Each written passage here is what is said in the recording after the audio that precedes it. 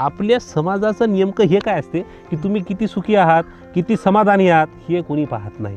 त्याचं कोणाला काहीच पडलं नाही की तू समाधानी किती आहे, तू कमवायला किती, दाखवायला किती, म्हणजे तुझ्याकडे गाडी कोणती आहे, तू कपडे कोणते घालतो, घडी कोणती घालतो, घर बंगला काय, जे प्रतिष्ठा जी आहे, खोटी प्रतिष्ठा आपण जी म्हणतो ती जेवढी चांगली दिसल तेवढं जास्त समाजाला म्हणजे तुम्ही सक्सेसफुल वाटता.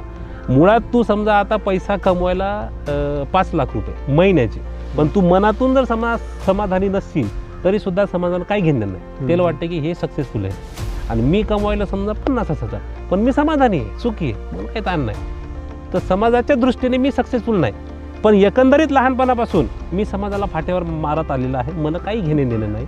मला समजा नातेवाईकांना बी त्याच्या पोरीच्या लग्नाला बोलवलं नाही तरी मला अपमान वाटत नाही. मला काही गरज नाही. बोलवायचं असेल तर बोलवा, नसेल बोलवायचं तर नका बोलू. मी विचार करत नसतो.